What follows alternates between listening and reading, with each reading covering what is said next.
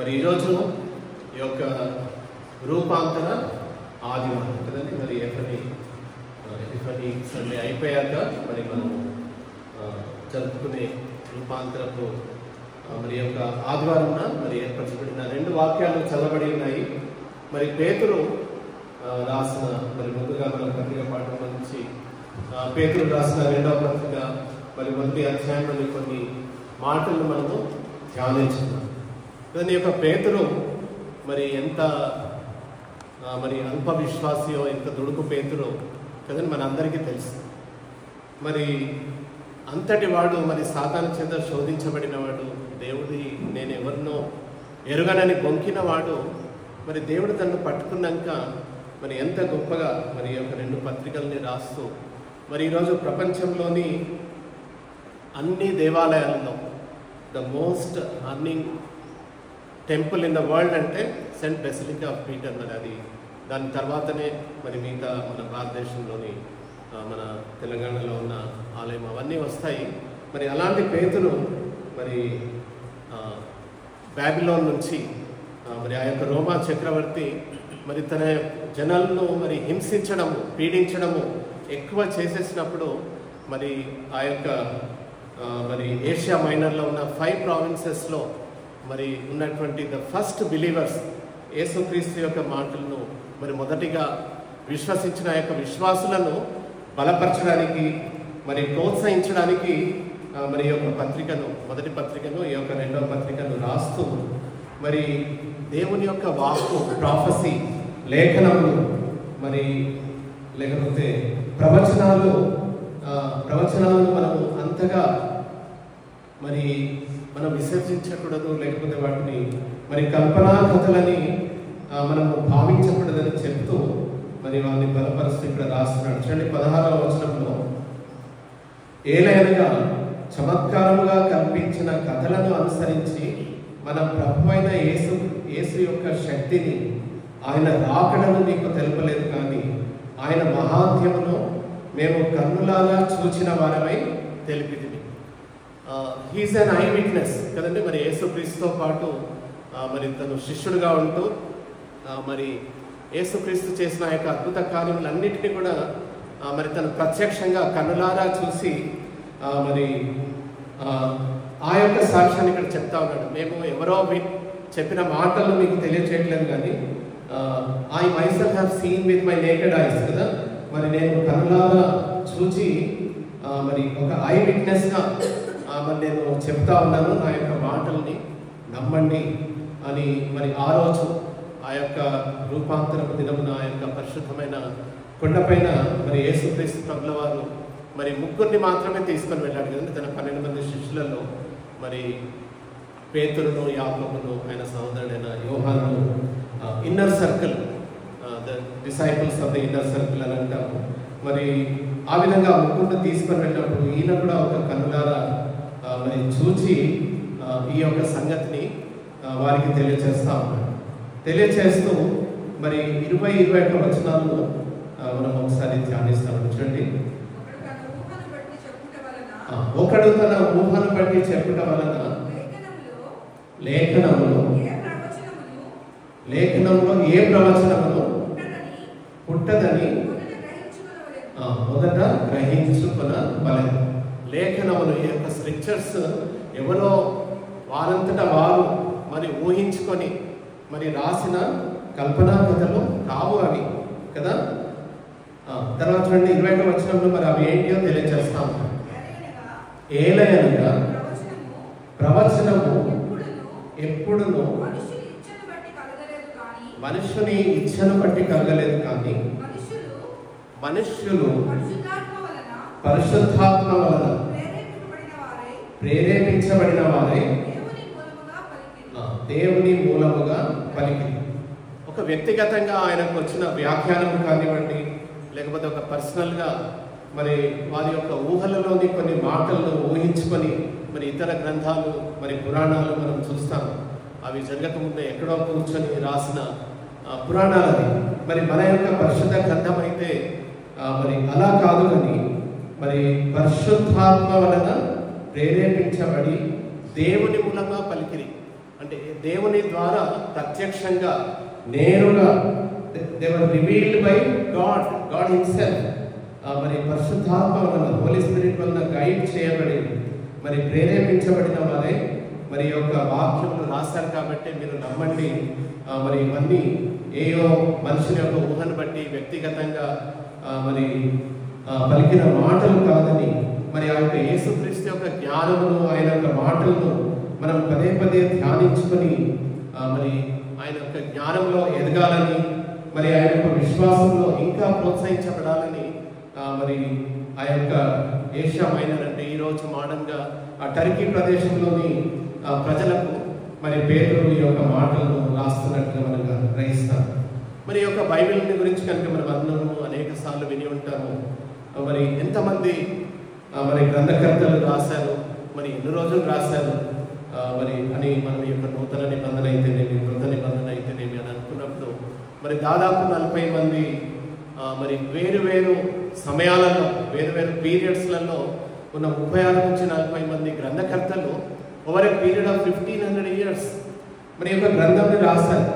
మరి వేరు రచనలు, మరి వేరు బ్యాక్గ్రౌండ్స్ నుంచి వచ్చిన వారు, మరి వేరు కల్చర్స్ నుంచి వచ్చిన వాళ్ళు.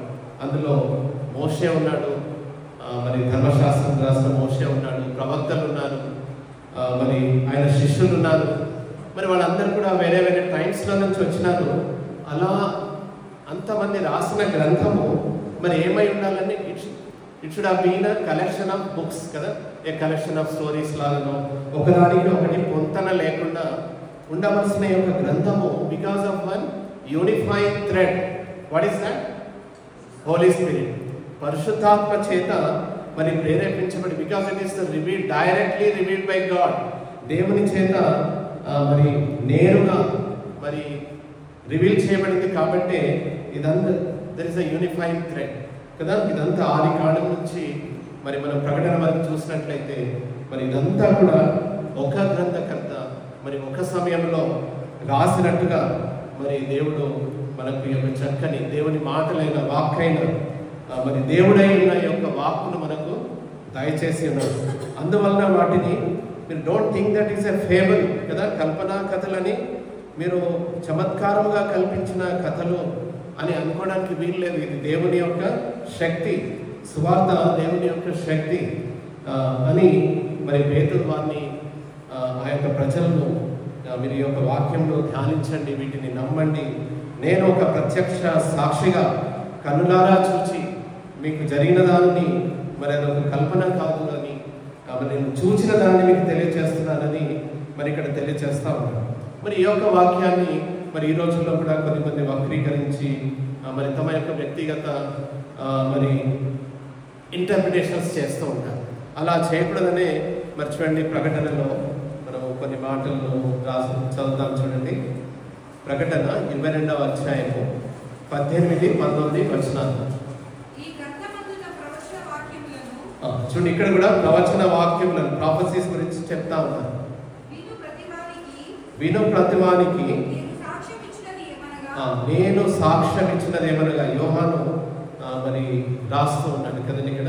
మరి తను కూడా మరి రూపాంతర కొండలో తను కూడా ఒక ఐ విట్నెస్. ఏమంటున్నాడు? ఎవడైనను వీటితో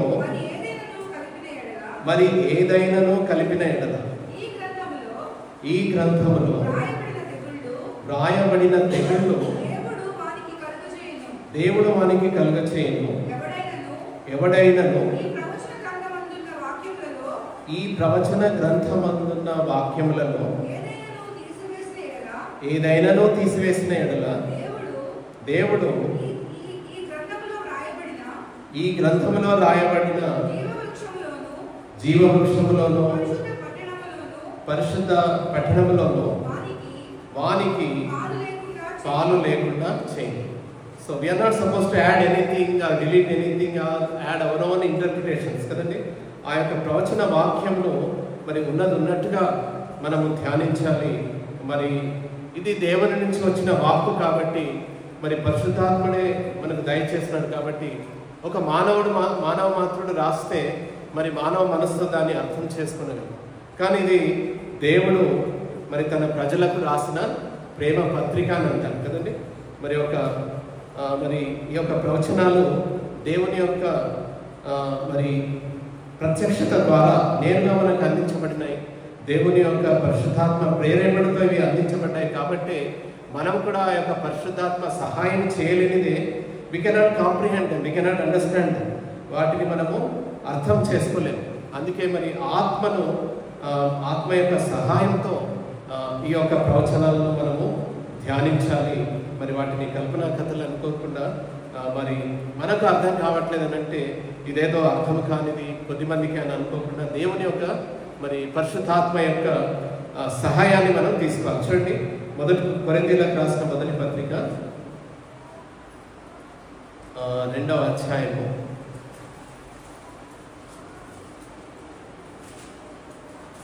10 నుంచి 14 వచనాల్లో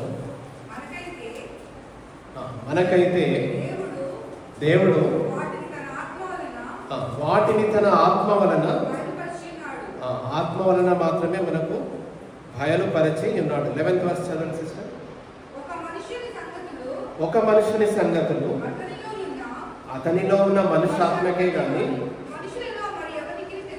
మనుషుల్లో ఎవరికి తెలియదు, అలాగే దేవుని సంగతులు దేవుని ఆత్మకే కానీ మరి ఎవరికి తెలియదు. మరి దేవుని పరిశుద్ధాత్మ ద్వారా ప్రేరేపించబడిన మాటలు, మరి ఆయన యొక్క ప్రవచనాలు, మరి జరిగిపోయిన కాలంలో పాస్ట్ డేస్లో మరి ఏమేమి జరిగిపోయినాయి, రానున్న రోజుల్లో ఏమి జరగనై ఉన్నదన్న ప్రవచనాల్ని మనం గ్రహించాలి అని అంటే పరిశుద్ధాత్మ యొక్క మరి సహాయం మనము తీసుకోవాలి. 13th verse sister. మనుష్య జ్ఞానము నేర్పు మాటలతో కాక ఆత్మ సంబంధమైన సంగతులను ఆత్మ సంబంధమైన సంగతులతో సరిచూచుచు ఆత్మ నేర్పు మాటలతో వీటిని గూర్చియే మేము బోధించుచున్నాము. మరి అపోస్తలుడైన పౌలు కూడా మరి ఇదే మాటను తెలియచేస్తా ఉన్నాడు. దేవుని యొక్క ఆత్మ యొక్క సహాయము చేతనే మనము ఈ యొక్క ప్రవచనాలను గ్రహించవచ్చు. లేకపోతే జరిగిన సంఘటనలు మరి పాతకాలంలో మరి ఆ యొక్క రూపాంతరం కొండపైన ఎందుకు ఆ విషయాలు జరిగాయి, మరి ఎందుకు మరి యేసుక్రీస్తుకు మోషే అండ్ ఏలియా వాళ్ళు వచ్చి మరి తనను అక్కడ ఆయనను బలపరచడము, లేకపోతే ఆయనను మహిమపరచడము, అవన్నిటిని గ్రహించాలి అంటే we need to seek the help of the Holy Spirit. అందుకే 15th verse సిస్టమ్. ఆత్మ సంబంధి అయిన వాడు అన్నింటినీ వివేచించును, కానీ అతడు ఎవరి చేతనో వివేచింపబడడు. ప్రభువును మనస్సును ఎరిగి మనమైతే క్రీస్తు మనస్సును కలిగిన వారు కదా. When we are following Jesus we are suppose to have his own mind కదా. మనము ఆయనలో ఉండడానికి, ఆయన లాగా ఎదగడానికి మనము ప్రయత్నం చేయాలి, ఆయనను పోలి నడుచుకోవడానికి. అపోస్తలుడైన పౌలు మరి తను ఎంతగా మరి యేసుక్రీస్తును వెంబడించిన వాడైతే 11వ అధ్యాయంలో ఇదే మొదటి కొరింథీయులకు రాస్తూ ఉంటాడు, నేను క్రీస్తు పోలిన ప్రకారము మీరును నన్ను పోలి నడుచుకోనండి అని అంటున్నాడు కదండి. మరి మన యొక్క విశ్వాసంలో మనం ఎదగాలి అని అంటే దేవుని యొక్క జ్ఞానంలో మనము ఎదగాలి. దేవుని యొక్క జ్ఞానంలో మనం ఎదగాలి అని అంటే దేవుని యొక్క వాక్కైన ఈ యొక్క గ్రంథాన్ని, ఈ యొక్క మాటలను మనము దినదినము ధ్యానిస్తూ ఉండాలి. అందుకని మరి దావీదు ఏమని అంటాడని మొదటి కీర్తనలో 2వ వచనము, దేవుని యొక్క ధర్మశాస్త్రమైన దివారాత్రము దానిని ధ్యానించిన వాడు ఎలా ఉంటాడంటండి, నీటి కాలువల యోరన నాటబడినది ఆకువాడక తన ఫలమించు చెట్టు వలె ఉండునని అంటున్నాడు. దావీదు ఆ విధంగా అనడానికి మరి చూడండి, దేవుడే మరి యెహోషువ కూడా మరి అలాంటి ఆజ్ఞనే ఇస్తా వస్తున్నాడు. చూడండి, యెహోషువ మరి గ్రంథము 1వ అధ్యాయము 8వ వచనం. మనము దేవుని యొక్క వాక్యమును మరి ఈ విధంగా దివారాత్రంలో ధ్యానించినప్పుడు దేవుడే తన యొక్క జ్ఞానమును, తన యొక్క ఆత్మను మనకి ఇచ్చి మరి వీటన్నింటినీ గ్రహించే శక్తిని దేవుడు మనకు దయచేస్తాడు. ఈ ధర్మశాస్త్ర గ్రంథమును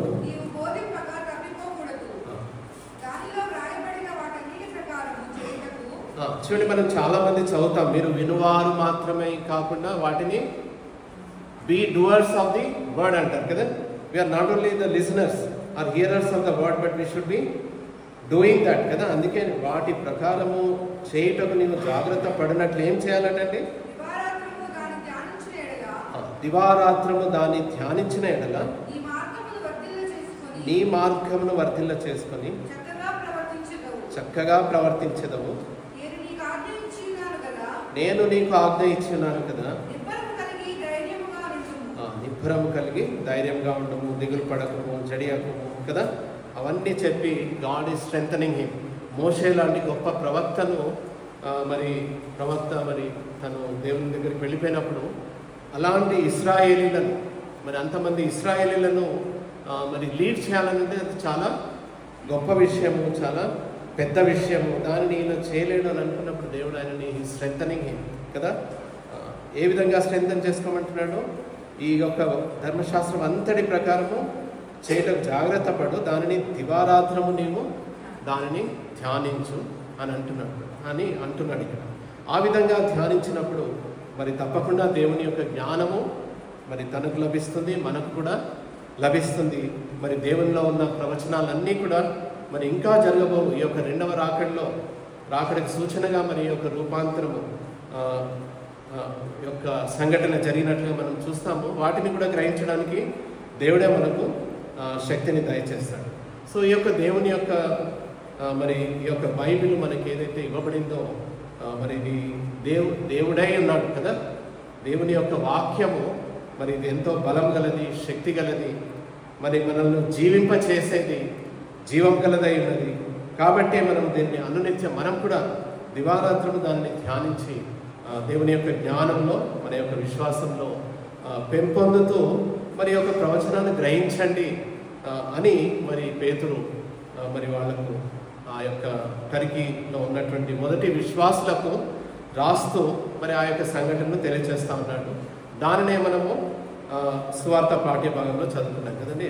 మత్తయి రాసిన సువార్త 17వ అధ్యాయం కదండి.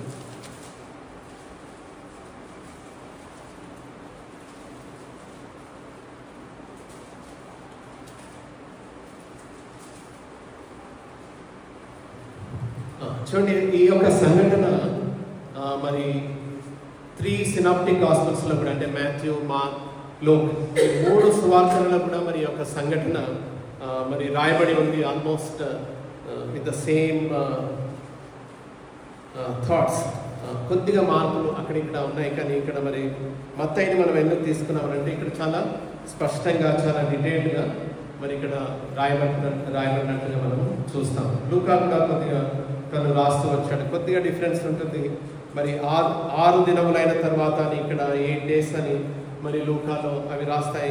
It's a minor difference that we did not take cognizance of it. But కానీ ఇక్కడ మనం చూస్తే యాక్చువల్గా జరిగిన ఈ యొక్క సంఘటనను కనుక మనం చూసినట్లయితే మరి ఆ యొక్క కొండ పైన మరి కొందరు అది హోరేబ్ కొండ అంటారు, దేవుని యొక్క పరిశుద్ధ కొండ అంటారు. మరి ఏ కొండనో మరి ఈ 3 సువార్తలలో కూడా రాయబడలేదు. So it is immaterial where it had actually happened.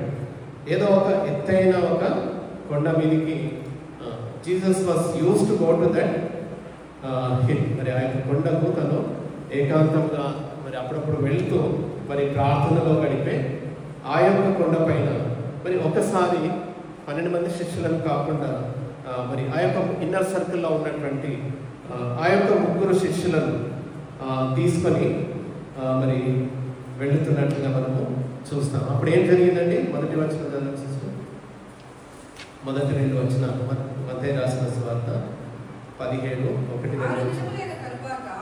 6 దినములైన తర్వాత యేసు పేతురును యాకోబును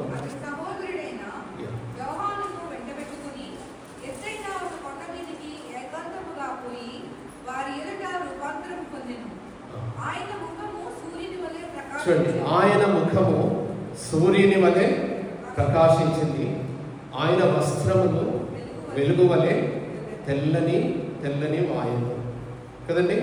అప్పుడు దాకా వాళ్ళు యేసుక్రీస్తుని యొక్క 3 శిష్యులు తనలో ఒక గురువుగా కదా, మరి తను ఒక దేవుని కుమారుడిగా కొద్దిమందికి మాత్రమే ఆ యొక్క రెవల్యూషన్ ఉండింది.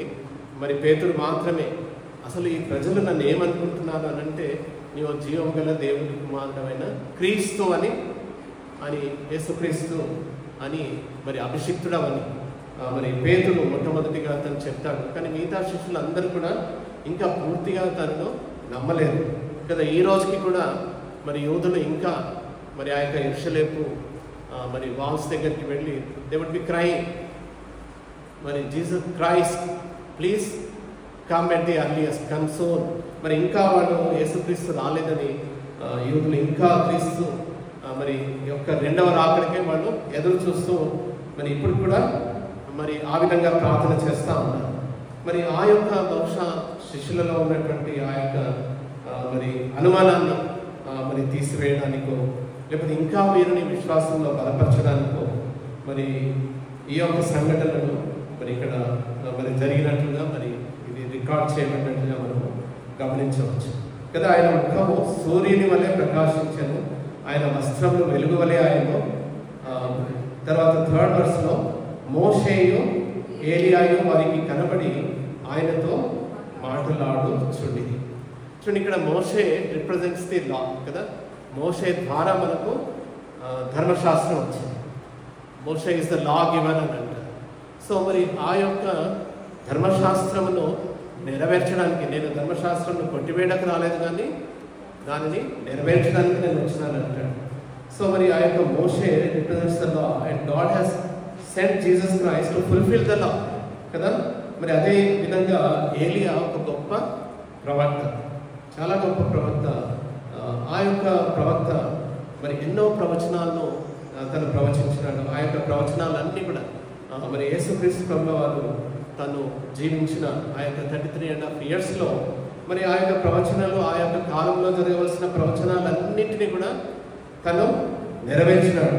సో ఆ విధంగా ఆ రెండింటికి బహుశా ముంగుర్తుగా మరి మోషేను ఏలియాను మరి అక్కడ తన దగ్గరికి పంపించబడి మాట్లాడుతూ ఉన్నట్లుగా మరి వాళ్ళు వచ్చి కొన్ని మరి ప్లేసెస్లో రాయబడి ఉంటుంది. They have strengthened Jesus Christ, they were preparing Christ for the crucifixion కదా. మరి క్రీస్తు ఆ యొక్క శిలువలో శ్రమపడి మరి మన కొరకై మరి తను ఎన్నో శ్రమలను పొంది హింసించబడి తన యొక్క ప్రశస్త రక్తంను కార్చి మన యొక్క మరి చేయవలసిన ఆ యొక్క రక్షణ కార్యములు చేయడానికి సిద్ధపరచడానికి ముందుగా మరి ఈ యొక్క సంఘటన జరిగినట్లుగా యేసుక్రీస్తు దైవాంశం అని మరి ఆయన మహిమపరచబడుటను మరి వాళ్ళ శిష్యులు చూసి వారి ద్వారా మరి ఇతరులందరికీ కూడా ప్రచురం చేయడానికి మరి ఈ యొక్క సంఘటనలో ఇక్కడ రాయబడినట్లుగా మనం ఇక్కడ గమనిస్తాం. కానీ అప్పుడు చూడండి ఒక 5వ వచనం, ఇంకనూ మాట్లాడుచుండగా పేతురు కదండి. మనం ఏమనుకున్నాం, ఆయన దుడుకు పేతురు అని. What ever comes to his mind instantaneously he speaks, whether it is good or bad, that is good about him. చూడండి, అతను ఏమంటున్నాడంటే అక్కడ వాళ్ళిద్దరిని చూడగానే నీకు ఇష్టమైతే మీ ముగ్గురు కలిసి ఉండడం ఎందుకు, ఓకే కలిసి కొద్దిసేపు ఉండండి, రాత్రిపూట మీరు ముగ్గురు విడివిడిగా ధ్యానించుకోవడానికి మరి we do not know what was in his mind. But అతను ఏమంటున్నాడు, మీ ముగ్గురికి 3 పర్ణశాలలు కట్టుదని ఇంకా ఏదో మాట్లాడుచుండగా ఏం జరిగిందండి? పేతురు ఇంకనూ మాట్లాడుచుండగా ఇదిగో ప్రకాశమానమైన ఒక మేఘము వారిని కమ్ముకొనిను, లేకపోతే మహిమ ఆ యొక్క వెలుగు వారిని కమ్ముకున్నది. అప్పుడు చూడండి ఏం జరుగుతుందో, ఈయన నా ప్రియ కుమారుడు, ఈయన నా ప్రియ కుమారుడు. చూడండి, ఆకాశం నుంచి మరి దేవుడు పలుకుచున్న మాట, దేవుడైన యేసుక్రీస్తు ప్రభు అయిన యేసుక్రీస్తుని గురించి ఈయన నా ప్రియ కుమారుడు, ఈయన యందు నేను ఆనందించుచున్నాను. ఈ 2 మాటలనే మరి పేతురు రాసిన ఆయన 2వ పత్రికలో రాస్తున్నాడు. కానీ this last word which is more important, somehow he skipped it. అది స్కిప్ చేశాడు. కానీ మరి ఆ యొక్క ప్రవచనాలన్నింటి గురించి మరి ఎలాబరేట్గా 20th వర్స్లో కవర్ చేశారు. ఇది చాలా మనకు చాలా ప్రాముఖ్యమైన మాట అండి. ఏమనుంది ఇక్కడ? ఈయన మాట వినుడని ఒక శబ్దము ఆ మేఘములో నుంచి పుట్టే కదండి. మరి ఇదే బహుశా ఇలాంటి మాటల్ని మరి యోహాను యేసుక్రీస్తును మొట్టమొదటిగా మరి బాప్తిసం ఇచ్చేటప్పుడు కూడా కదా ఆ యొక్క పరిశుద్ధ ఆత్మ పౌరం వల్లే ఆలోచించి మరి ఈయన నా ప్రియ కుమారుడు, ఈయన యందు నేను ఆనందించుతున్నానన్న మాటలు. మరి ఇక్కడ కూడా ఆనందిస్తున్నాను. ఈయన మాట వినుడి, ఈయన చెప్పిన మాటలన్నీ కూడా విశ్వసించండి. Not only about what he told during his time, but what is going to happen in the days to come కదా. భవిష్యత్తులో ఇంకా జరగవలసిన సంఘటనలు, రెండవ రాకడ గురించి, పరలోక రాజ్యం వచ్చడం గురించి ఆయన చెప్పిన మాటలన్నీ కూడా మీరు గ్రహించండి, వినండి అని మరి ఈ యొక్క శబ్దం ఆ యొక్క మేఘంలో నుంచి మహిమలో నుంచి వచ్చినట్లుగా మరి మనం చూస్తాము. ఆ మాటలను విని బోర్లపడి మిక్కిలి భయపడగా యేసు వారి యొద్దకు వచ్చి వారిని ముట్టి, లేండి భయపడకూడదు. We are not supposed to fear when God is there కదండి. వారు కన్నులెత్తి చూడగా మరి యేసు తప్ప మరి ఎవరినో కనబడదు. యేసు క్రీస్తును వారు శారీరకంగా మరి వాళ్ళలో ఒక్కడిగా, ఒక రబ్బునిగా, ఒక బోధకుడిగా వారు చూశారు. కానీ ఇక్కడ తను రూపాంతరము చెంది కదా, ఈజ్ ట్రాన్స్ఫిగర్డ్, ట్రాన్స్ఫార్మ్డ్. మరి మనం అందరం కదా రూపాంతరం అనగానే we take the example of butterfly కదండి. ఆ యొక్క గొంగళి పురుగు ఏ విధంగా మరి యొక్క సీతాకోక చిలుకలాగా రంగురంగుల అసహించుకునే మరి ఒక గొంగళి పురుగు ఏ విధంగా మరి రూపాంతరం చెందుతుందో, మరి అదేవిధంగా ట్యాడ్పోల్ బికమ్స్ ఎ ఫ్రాగ్ కదా. దెర్ ఇస్ నో రిజెంబ్లెన్స్, మరి ఏం పోలిక ఉండదు. అలానే కంప్లీట్ ట్రాన్స్ఫర్మేషన్ కదా, సంపూర్ణంగా మార్పు చెందడం. ఇక్కడ ఒక శారీరకంగా ఉన్న ఒక వ్యక్తి మహిమలోనికి మార్చబడిన యేసుక్రీస్తుని మనం చూశారు. మరి మనం కూడా ఈ యొక్క రూపాంతరంలో మనం ధ్యానించుకుంటున్న మనం కూడా ఆ విధంగా రూపాంతరం చెందాలని మరి దేవుడు కోరుకుంటున్నాడు. ఈ యొక్క మాటలు మనము అనేక మార్లు చదువుతున్నాం కదండి. చూడండి, మనందరికీ తెలిసిన సుపరిచితమైన వాక్యం రోమీలకు రాసిన పత్రిక 12వ అధ్యాయము 2వ వచనం. కంటలో వస్తుంది చదువుకోనికి. మీరు ఈ లోక మర్యాదను అనుసరింపక ఉత్తమమును అనుకూలమునైన సంపూర్ణమునైన దేవుని చిత్తమును పరీక్షించి. ఇక్కడ ఆలోచన don't be conform to this world కదా.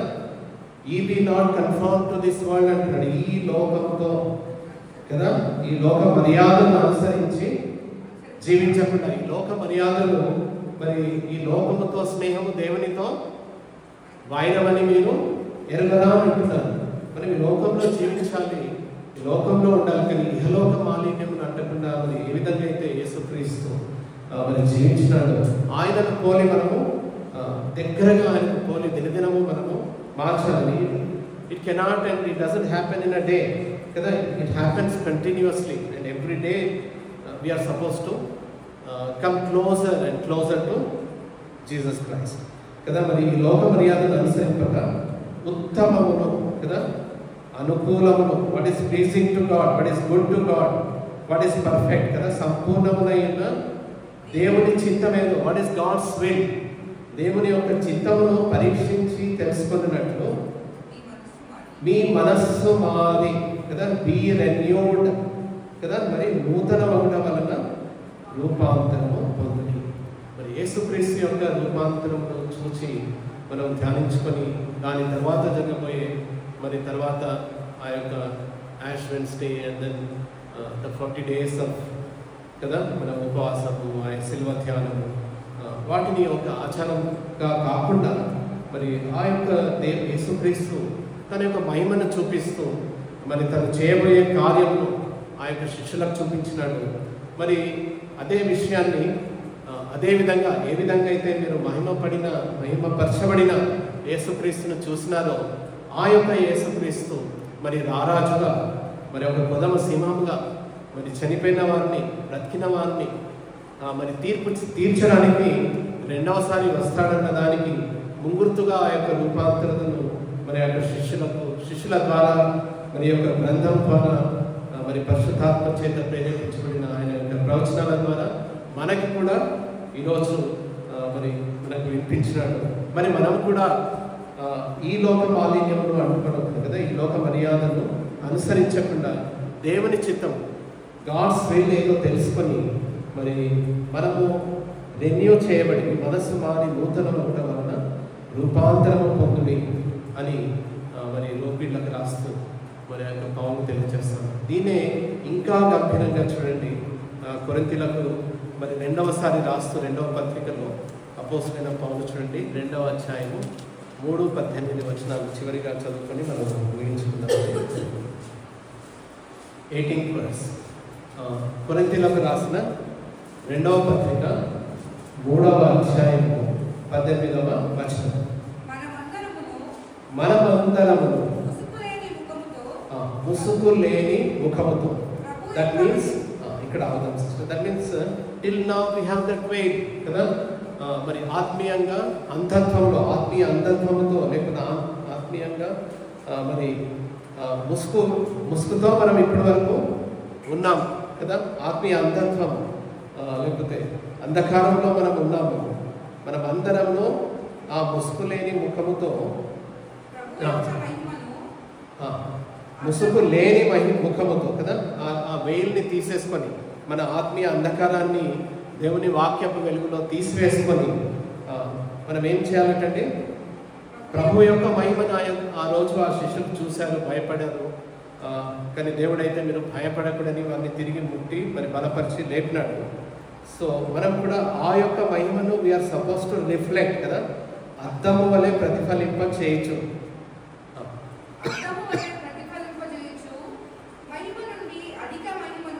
మహిమ నుండి అధిక మహిమను పొందొచ్చు, from glory to higher glory కదా, మరి మహిమ నుంచి మహిమ పొందొచ్చు.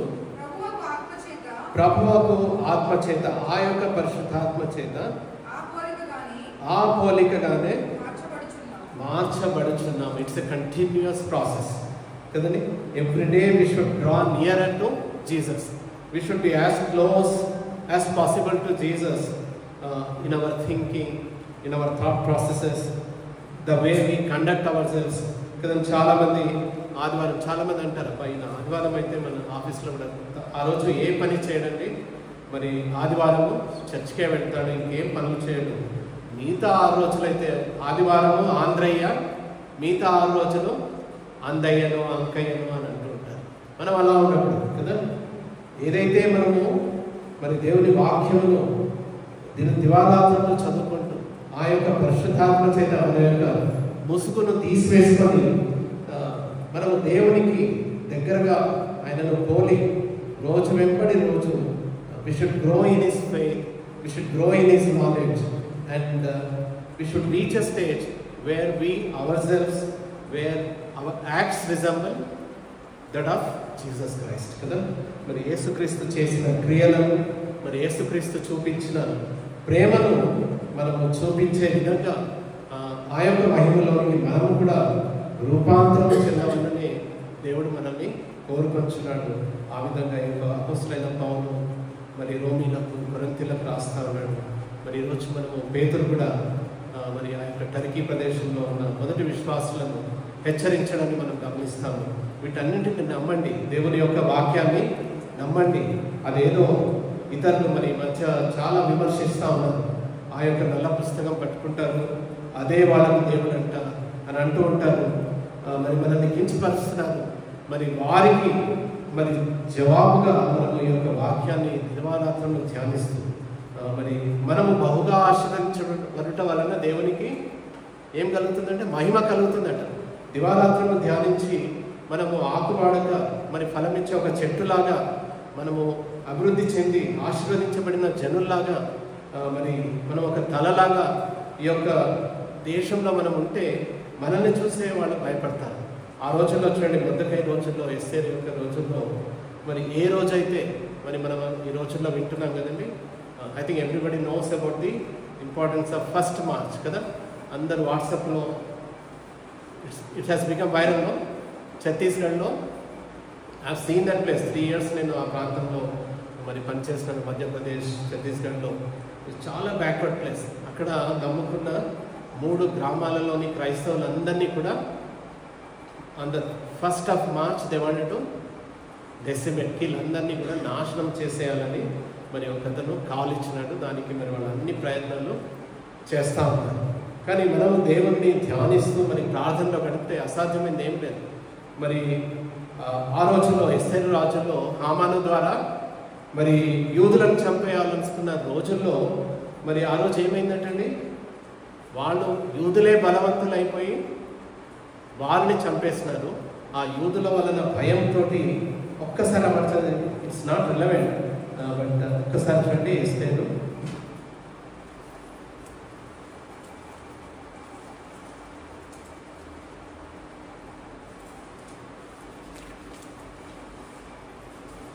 ఎనిమిదవ అధ్యాయము 17వ వచనం యొక్క చివరి భాగం నేను చదువుతున్నాను చూడండి. మరియు దేశ జనులలో యూదుల ఎడల భయము కలిగిన కనుక అనేకులు యూదుల మతము అవలంబించిది. చూడండి, so to that goal we should be transform కదండి. మన ఎడలో వారికి భయం కలగాలి. మరి ఆ విధంగా రూపాంతరం చెంది దినదినము దేవుని పోలి, దేవునికి దగ్గరగా పోలి మరి దేవుని లోనికి మనము మన క్రియల ద్వారా, మన యొక్క ఆలోచనల ద్వారా మరి మనము రూపాంతరం చెందడానికి దేవుడు మనకు సహాయం చేయను కనుక మరి